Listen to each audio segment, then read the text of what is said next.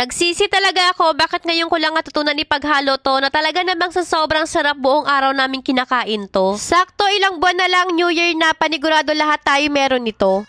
Maglagay lang tayo ng mantika sa pan at prituhin yung hotdog. Hiniwa-hiwaan ko lang itong hotdog tapos natabi muna natin yan. Dito naman sa same pan binawasan ko lang ng mantika, sautay natin yung garlic at onion. Ilagay natin yung ground beef tapos ayan, takpan lang natin to para maluto at lumambot. At ito ngayong nilagay ko dito na talaga namang sobrang nagsisi ako na bakit ngayon ko lang to natutunan na pwede palang ipaghalo yan dito. Mas lalo kasi siyang sumarap at talaga namang buong araw namin kinakain to.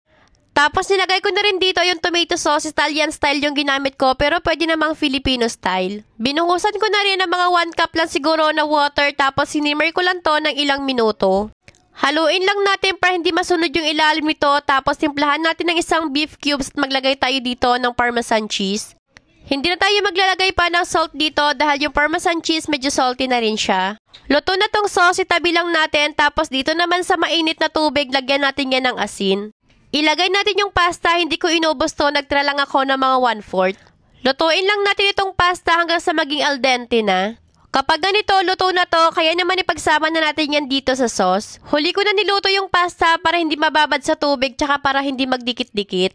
Tapos ayan, haluin lang natin to ng haluin para lahat ng pasta ay magkaroon ng sauce. Pwede mo namang i-separate na yung pasta at saka yung sauce dito pero ako pinagsama ko na para hindi makulang. Grabe, sobrang sarap talaga ng pagkaluto ko ng spaghetti na to at sobrang nagsisi talaga ako bakit ngayon ko lang natutunan to. Kaya naman ko hanggang ngayon hindi mo pa nasubukan